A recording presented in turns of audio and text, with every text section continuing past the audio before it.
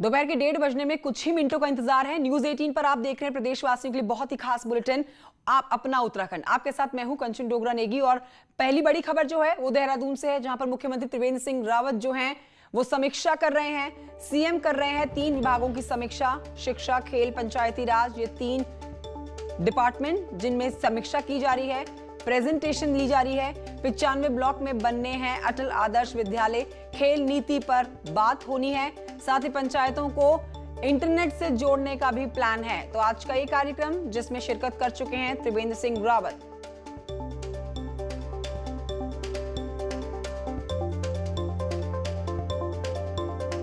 तो आज की समीक्षा बैठक के मुख्य बिंदु आपको बता रहे हैं। 3 प्रमुख क्षेत्रों के ऊपर चर्चा की जा रही है मुख्यमंत्री के द्वारा।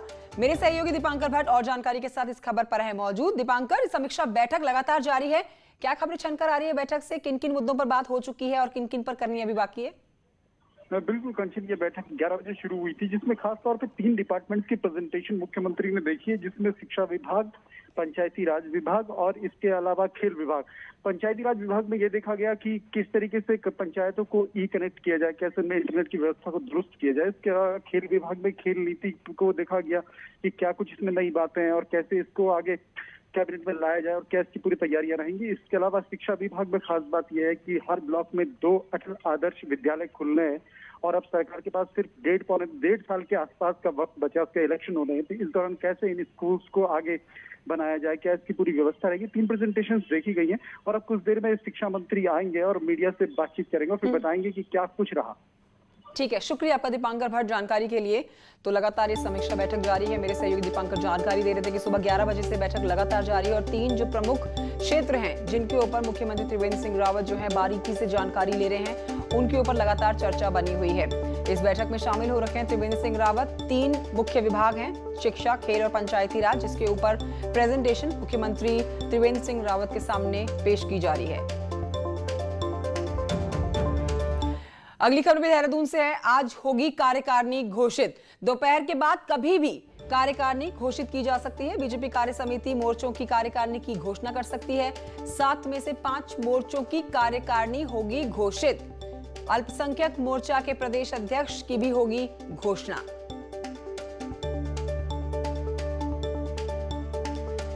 अब बढ़ते हैं आगे और आपको बताते हैं भारतीय जनता पार्टी ने चुनावी मोड में जाने के संकेत दे दिए हैं। सरकार से लेकर संगठन तक को कमर कसने को अब कह दिया गया है। मंत्री से लेकर कार्यकर्ता को अब फील्ड में उतरने की तैयारी करने की शुरुआत की कमांड दे दी गई है। इसी पर देखिए एक रिपोर्ट। शनिवार को पहले सरकार और संगठन की मीटिंग और फिर रविवार को पार्टी रणनीतिकारों का 2.5 घंटे तक चला मंथन के बाद सामने आए फैसले बताते हैं कि पार्टी चुनावी मोड में आ गई है। अगले 1 महीने के कार्यक्रम तय कर दिए गए हैं। मंत्रियों को अब प्रभारी जिलों के प्रवास पर जाना ही होगा। कार्यकर्ताओं की समस्याएं सुननी होंगी, फिर अधिकारियों के साथ मीटिंग करनी होगी। जनता दरबार भी लगेगा तो विकास योजनाओं का स्तरीय निरीक्षण भी करना होगा। कार्यकर्ताओं को भी अब फील्ड में उतारा जा रहा है। शनिवार को 230 से ज्यादा पार्टी वर्कर्स को निकायों पंचायतों की जिम्मेदारी सौंप दी गई है।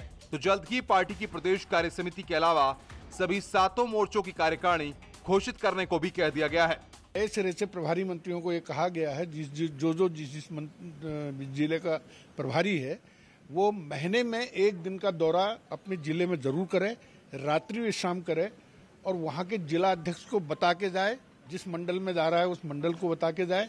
पहले कार्यकर्ताओं की बैठक करे, फिर प्रशासनिक बैठक करे, उसके बाद जो मिलने वाले लोग हैं अन्य लोगों से मुलाकात करें। हमारे प्रदेश अध्यक्ष जी का, संगठन महामंत्री जी का और हमारे मुख्यमंत्री जी का बहुत अच्छा निर्णय है कि भारतीय जनता पार्टी की सरकार में सभी मंत्री, जो प्रभारी मंत्री हम लोग हैं, वो हर महीने अपने प्रभारी जिलों में जाएंगे और 5 प्रकार के वहाँ पे बैठकें लेंगे। कोर ग्रुप मीटिंग में मंत्रियों विधायकों की सार्वजनिक बयानबाजी पर भी सख्ती दिखाई गई है।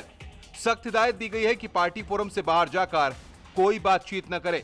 संगठन जल्द ही अनुशासन को लेकर एडवाइजरी जारी करेगा। कड़े निर्देश दिए गए हैं और संगठन की ओर से भी हम मंत्रियों को और सभी पदाधिकारियों को, विधायकों को दिशा निर्देश जाएंगे कि कोई भी आदमी कोई बात अपनी करता है तो पहले उस संगठन में करे, सरकार में करे, कहीं प्रेस इत्यादि में ओपन न करे, पहले बातचीत परिवार में करे। अगले कुछ दिनों में मंत्रिमंडल को लेकर भी फैसला हो जाएगा। कुल मिलाकर पार्टी धीरे धीरे अपनी पूरी फौज मैदान में उतारने जा रही है। मकसद है 2022 का रण, जिसमें पार्टी अपनी संपूर्ण ऊर्जा के साथ मैदान में नजर आना चाहती है। अब जैसे जैसे भाजपा चुनावी मोड की ओर बढ़ रही है, चुनावी मोड में आ रही है, संगठन ने मंत्रियों की कमान भी टाइट करनी शुरू कर दी है। अब मंत्रियों को 5 बिंदुओं का टारगेट दिया गया है और उनको कहा गया है कि अनिवार्य रूप से महीने में 1 दिन अपने प्रभारी जिलों का जरूर प्रवास करें, रात्रि विश्राम करें, कार्यकर्ताओं से बातचीत करें और सरकार की जो योजनाएं हैं उनको अधिक से अधिक जनता तक ले जाएं। कैमरा पर्सन अनुज रावत के साथ सुनील नौप्रभात, न्यूज़ 18 देहरादून। अब आगे बढ़ते आपको बताते हैं कि कांग्रेस का मौन सत्याग्रह हाथरस की घटना को लेकर जारी है। इंसाफ के लिए सत्याग्रह कर रही है कांग्रेस पार्टी के कार्यकर्ता और कांग्रेस ने किया है 1 घंटे का मौन सत्याग्रह। सत्याग्रह में कांग्रेस प्रदेश अध्यक्ष मौजूद थे। यूपी सरकार के मामले में इंसाफ की मांग कर रहे हैं कांग्रेस के तमाम कार्यकर्ता। अब प्रदेश भर के ग्राम प्रधान आज देहरादून में सुबह से हंगामा कर रहे हैं। तस्वीरें आपके सामने हंगामे की। प्रधानों ने अपनी मांगों को लेकर सीएम आवास की तरफ कूच किया, आगे बढ़ने की जब कोशिश की, जब बीच में पुलिस ने उन्हें रोका तो पुलिस को थोड़ा सख्ती दिखानी पड़ी। प्रधानों की मांग है कि जल जीवन मिशन के अंतर्गत ठेकेदारी प्रथा से गांवों का विकास नहीं हो पा रहा है। ठेकेदारी प्रथा को खत्म करने की मांग इन किसानों की। मनरेगा में रोजगार के 100 दिन के बजाय रोजगार के दिनों को 200 दिन का करना चाहिए। इसके अलावा गांव की दूसरी योजनाओं को लेकर भी पिछले 14 दिन से प्रधान प्रदर्शन कर रहे हैं, लेकिन उनकी मांगे ना सुने जाने आज उन्होंने सीएम आवास की तरफ इसीलिए कूच भी कर लिया। सीएम आवास की तरफ बढ़ने लगे, जहां बीच रास्ते में पुलिस ने उनको रोक दिया। जल जीवन मिशन में ठेकेदारी का आरोप लगाते हुए प्रदेश भर के प्रधान जो हैं वो इकट्ठा हो गए हैं यहाँ पर और सीएम आवास की तरफ कूच करने की कोशिश करते हुए नारेबाजी यहाँ पर ये प्रधान कर रहे हैं। गांधी पार्क से चलकर पैदल यहाँ पर आए और इस वक्त पुलिस के साथ यहाँ पर ये जो प्रधान है ये यहाँ पर नोकझोंक इनके बीच में हो रही है, हंगामा यहाँ पर कर रहे हैं। साथ ही साथ मनरेगा के तहत रोजगार दिवस 100 दिन से बढ़ाकर 200 दिन करने की इन लोगों की मांग है। इसी तरीके से 12 सूत्रीय मांग इन लोगों की 14 दिन से प्रदर्शन भी कर रहे थे और आज सीएम आवास की तरफ कूच करने की कोशिश जिन्हें पुलिस ने यहाँ पर रोक लिया है। कैमरा पर्सन अनिरुद्ध रावत के साथ भारती सकलानी, न्यूज़ 18 देहरादून। प्रदेश के 119 डिग्री कॉलेज और 11 यूनिवर्सिटी नवरात्र में हाई स्पीड इंटरनेट से लिंक हो जाएंगे, ये कहना है उच्च शिक्षा मंत्री राज्य मंत्री धन सिंह रावत का। धन सिंह रावत इस दौरान प्रदेश के 22 डिग्री कॉलेजेस का निरीक्षण करेंगे। का प्रयास ये है कि नवरात्र के शुरू में हम हर 105 डिग्री कॉलेजों को और अपने सभी राजकीय विश्वविद्यालयों को हम 100% नेट कनेक्टिविटी देने वाले हैं और इसकी लॉन्चिंग हमारे मुख्यमंत्री जी करने वाले हैं। हाईकोर्ट नैनीताल की ओर से टिहरी जिले में कोविड-19 की मॉनिटरिंग समिति ने कोविड केयर सेंटर के निरीक्षण के स्वास्थ्य विभाग की लापरवाही पाई गई है। स्वास्थ्य विभागों को लेकर विभाग के प्रति नाराजगी जताई गई है। कोविड केयर सेंटर कोटी कॉलोनी में साफ सफाई की समुचित व्यवस्था के साथ ही कोरोना संक्रमित लोगों की देखभाल के लिए उचित इंतजाम नहीं किए गए हैं। समिति द्वारा हर हफ्ते अपनी रिपोर्ट हाईकोर्ट नैनीताल को भेजी जा रही है। उनका हमने हालचाल पूछा है, हमने उनसे पूछा है, तो हमने वहाँ सब कुछ देखने के बाद ये पाया कि वहाँ पर एक तो सफाई की व्यवस्था पर्याप्त नहीं थी। इस बीच खबर खटीमा से, जहां के थनकैया थाना क्षेत्र में एक लड़की से लड़के पर शादी के नाम पर शारीरिक शोषण का आरोप लगाया गया है। लड़की की शिकायत के बाद पुलिस ने आरोपी युवक को गिरफ्तार कर लिया। पुलिस ने आरोपी लड़के को उसके खिलाफ पॉस्को एक्ट के तहत मुकदमा दर्ज करके उसको जेल में डाल दिया। एक लड़के से उसका प्रेम प्रसंग था, उसने शादी का झांसा देकर उसके यहाँ जो है कई बार जो है गलत काम किया। उसकी तहरीर के आधार पर अभियोग पंजीकृत करके आज अभियुक्त का नाम धर्मवीर है, उसको गिरफ्तार करके जेल भेजा जा रहा है। अब आगे बढ़ते आपको बताते हैं कि एक और जहां कोरोना संक्रमण तेजी के साथ फैलता जा रहा है, तो वहीं दूसरी ओर कोटद्वार शहर में झोला छाप डॉक्टरों की तादाद भी लगातार बढ़ती जा रही है। प्रशासन की ओर से स्वास्थ्य विभाग की संयुक्त जांच में इस बात का खुलासा हुआ कि अकेले कोटद्वार में 30 से 35 फर्जी क्लिनिक मौजूद हैं, जो कि मानकों के विपरीत संचालन कर रही हैं। एसडीएम का कहना है कि बिना मेडिकल डिग्री और झोलाछाप डॉक्टरों के खिलाफ कड़े एक्शन लिए जा रहे हैं। एक जॉइंट सर्वे स्वास्थ्य विभाग की टीम के द्वारा और एडमिनिस्ट्रेशन के द्वारा किया गया था। तो लगभग 30 से 35 हमें इस तरह के क्लिनिक्स का गोपनीय हमने एक डाटा कलेक्ट किया था जो मानकों के अंतर्गत संचालित नहीं हो रहे हैं। 7 हमें ऐसे क्लिनिक्स मिले जो बिना क्लिनिकल एस्टेब्लिशमेंट एक्ट के प्रॉपर सेक्शन के तहत लाइसेंस प्राप्त किए संचालित हो रहे थे। उनको न केवल उन पर जुर्माना अधिरोपित किया गया बल्कि उनको इस संबंध में नोटिस भी दिया गया है। टिहरी डैम झील की जबरदस्त जलस्तर 827.47 मीटर तक पहुंच गया है और टिहरी डैम से 151 क्यूमेक्स पानी डिस्चार्ज किया जा रहा है। ये तस्वीरें आपके सामने टिहरी डैम की। टीएचडीसी को टिहरी डैम का जलस्तर 828 मीटर तक पहुंचाने की अभी तक अनुमति है। वहीं आपको बताएं कि टीएचडीसी टिहरी डैम की झील के जलस्तर को 830 मीटर ले जाने का प्रयास कर रही है, जो कि आने वाले समय में टिहरी झील से सटे हुए गांवों के लिए बड़ी परेशानी बन सकता है।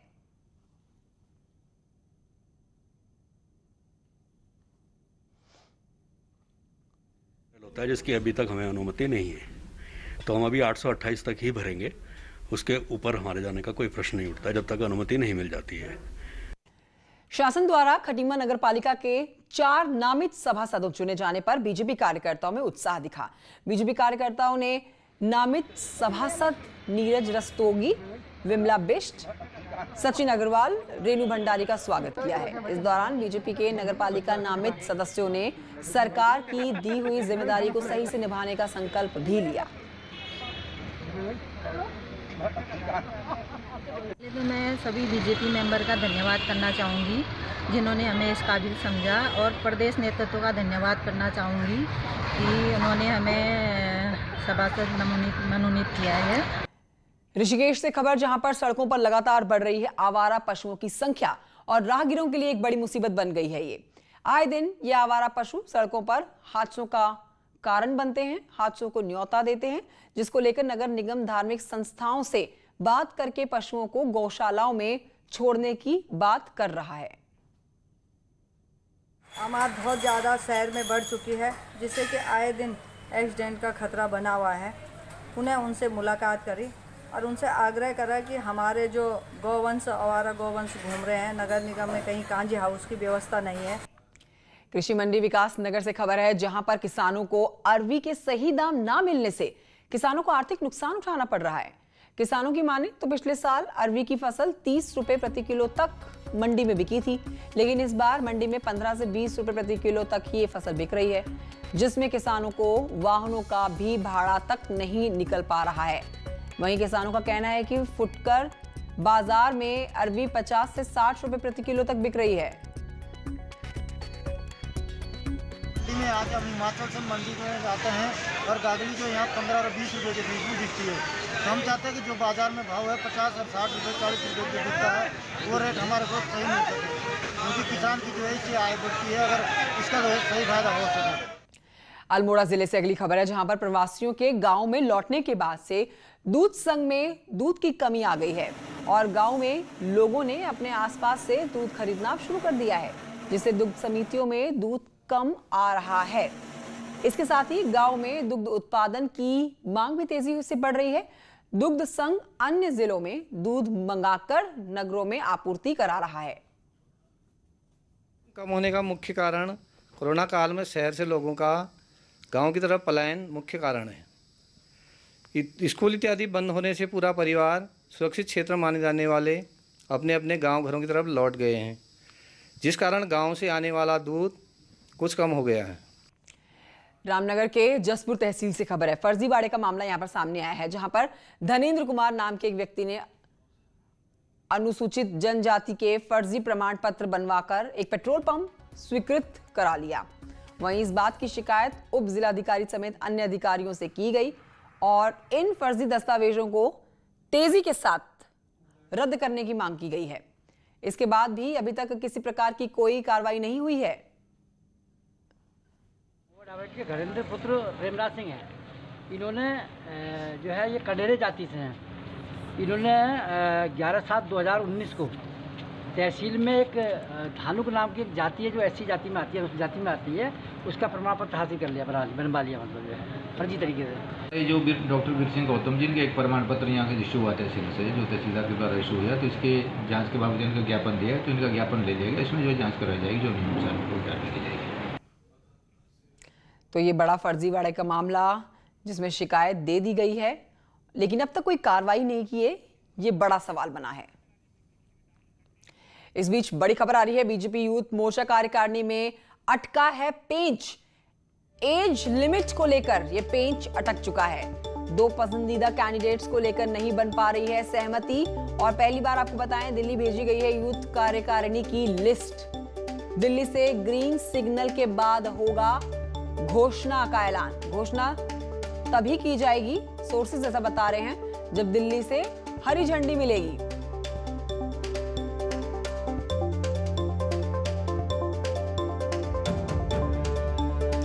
तो ये पेच जहां अटका है वो आपको बता दें, बीजेपी यूथ मोर्चा कार्यकारिणी में अटक गया है ये बड़ा पेच। और इस खबर को विस्तार से जानते हैं सुनील नप्रभात मेरे सहयोगी और जानकारी के साथ जुड़ गए हैं। सुनील, कहां पर ये पेच अटक गया है, क्यों ये आज घोषणा नहीं की जाने वाली है?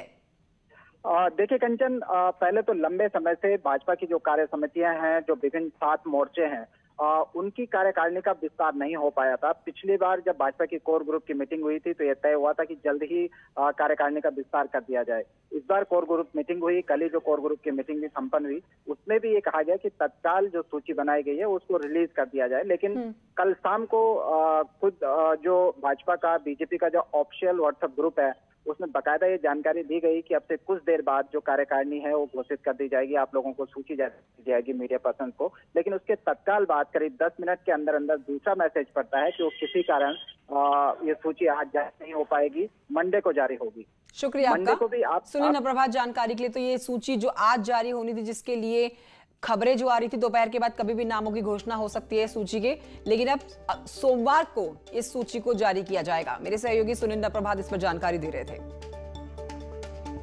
वेलकम बैक, आप देख रहे हैं अपना उत्तराखंड। बड़ी खबर से हम अब ब्रेक के बाद आगे बढ़ेंगे, जहां पर खबर आ रही है हरिद्वार से हाथियों को कॉलर करने की तैयारी हो रही है। 30 अक्टूबर तक 2 हाथियों को किया जाएगा कॉलर, और कॉर्बेट के 4 तस्कर हाथियों की मदद से होगी कॉलरिंग। तस्करों को हरिद्वार लाने को जारी कर दिए गए हैं आदेश। Chief wildlife warden JS Suhag ने आदेश जारी किए हैं।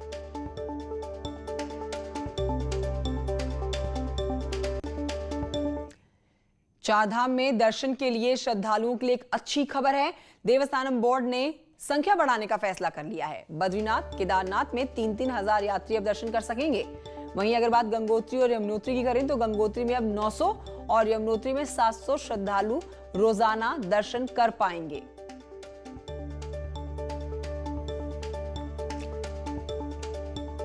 विश्व प्रसिद्ध गंगोत्री धाम में अब श्रद्धालुओं की तादाद उमड़ने लगी है। ऐसे में धाम के पुजारियों के साथ स्थानीय व्यापारियों के चेहरे भी खिल उठे हैं।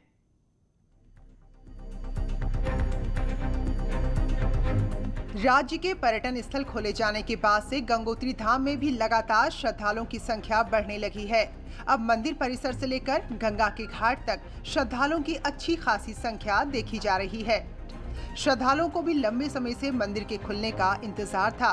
गंगोत्री धाम में सुबह और शाम की आरती में श्रद्धालु बड़ी संख्या में सम्मिलित हो रहे हैं। बहुत अच्छा लग रहा है यहाँ पे आके। हम जब यहाँ पे सुबह सुबह हम मंदिर में आए तो ये सनराइज का जो हमें यहाँ पे सीन मिला वो बहुत अच्छा था। तो धन्यवाद देना चाहूँगा मैं उत्तराखंड सरकार का, जिन्होंने अब जो है यात्रा खोल दी है और पर्यटक यहाँ पे आएंगे। कोरोना काल के बाद काफ़ी समय तक जो है मंदिर और अब खुलने के बाद बहुत ही अच्छे से दर्शन हो पा रहे हैं मंदिर के। हमने बहुत ही अच्छी तरह से दर्शन किए। गंगोत्री धाम में श्रद्धालुओं के आने से व्यापारियों के चेहरों पर भी रौनक लौट आई है। पिछला काफी लंबा अरसा दुकान और होटल बंद रहने के चलते खाली ही बीता। कोरोना संक्रमण को देखते हुए मांग की जा रही है कि मंदिर आने वाले श्रद्धालुओं के लिए बस अड्डे पर सैनिटाइजर की व्यवस्था होनी चाहिए। थोड़ा सा सुरक्षा की दृष्टि से जो है थोड़ा सा जैसे यहाँ पर कोई जैसे उनका बस स्टैंड में या पार्किंग में सैनिटाइज की कोई मशीनें लगें, ताकि जो श्रद्धालु हैं मंदिर की तरफ वो अपना सैनिटाइज करके मंदिर में प्रवेश करें। जो राज्य सरकार ने जो अभी लॉकडाउन खोला है उससे थोड़ा जो है यात्रियाँ आने लग गई हैं और धामों में थोड़ा जो है रौनक आ गई, ताकि जो व्यवसायी लोग हैं अपना छोटा मोटा व्यवसाय करते हैं उनका जो है मतलब थोड़ा कुछ न कुछ तो निकलेगा। कोरोना ने चारधाम यात्रा की कमाई की कमर तोड़ दी थी, लेकिन अब जबकि श्रद्धालुओं की संख्या बढ़ रही है तो ऐसे में उम्मीदें भी जगने लगी हैं। न्यूज़ 18 के लिए उत्तरकाशी से जगमोहन सिंह चौहान की रिपोर्ट। आइए आगे बढ़ते बात करते हैं टिहरी झील पर बने डोबरा चांठी पुल की, जिसका काम अब आखिरी चरण पर चल रहा है। यहाँ पर लोडिंग टेस्ट का काम चल रहा है। रविवार यानी कि संडे के दिन 14 लोडेड ट्रकों को पुल पर खड़ा कर दिया गया। ट्रकों को पुल पर 30-30 मीटर की दूरी पर खड़ा किया गया था और सस्पेंशन पर प्रेशर चेक किया जा रहा था। कोरिया के इंजीनियर की देखरेख में ये सारा टेस्ट चल रहा था। सस्पेंशन ब्रिज के हर तार पर प्रेशर देकर चेक किया जा रहा है ताकि कोई चूक ना रह पाए। करीब 1 हफ्ते तक ये लोड टेस्ट यूं ही चलता रहेगा और इसके बाद कोरियन इंजीनियर्स फाइनल रिपोर्ट शासन को देंगे, जिसके बाद उद्घाटन किया जाएगा डोबरा चांठी पुल का। तो कंसल्टेंट की तरफ से अलाउड कर दिया जाएगा कि कितने लोड तक के लिए अलाउ है, कितनी दूरी पे इस पे हैवी व्हीकल चल सकते हैं और हम इसको तब शीघ्र यातायात तो खोलने का प्रयास करेंगे। नगर के जो लोगों ने लाखों लोग मेरे साथ उपली रमोली से लेके ढूंगमंदार तक पूरे जुआ पट्टी के लोग और टिहरी शहर के हमारे कार्यकर्ता लगातार डोबरा चांठी पुल में मेरे साथ संघर्ष किया और आज उसका परिणाम ये हुआ कि आज डोबरा पुल का पूर्ण रूप से काम। बढ़ते हैं, अगर आपको बताते हैं कि अनलॉक 5 के बाद लैंसडाउन भी पर्यटकों से गुलजार होने जा रहा है। लंबे समय के बाद लैंसडाउन में पर्यटकों के आने से व्यापारी खासे उत्साहित नजर आए। पर्यटकों के बिना किसी चेकअप के लैंसडाउन में एंट्री दे दी है प्रशासन ने, जिससे चिंता बढ़ गई है। प्रशासन की ओर से होटल कारोबारियों को प्रॉपर सैनिटाइजेशन और कोरोना संक्रमण से बचाव के निर्देश देते हुए होटल संचालक की अनुमति दी गई है। और अब यहां आपको बताएं कि पौड़ी के न्यार घाटी को पैराग्लाइडिंग समेत कई साहसिक खेलों के लिए तैयार किया जा रहा है। क्षेत्र के 8 युवाओं को पैराग्लाइडिंग की ट्रेनिंग दी गई। हिमाचल प्रदेश रवाना किया गया। बिलखेत से इनका चयन किया गया, जिसमें 2 लड़कियां और 6 युवक शामिल हैं। इसी के साथ बुलेटिन में इतना ही। आगे देखिए रफ्तार से भरी खबरें, फटाफट खबरें।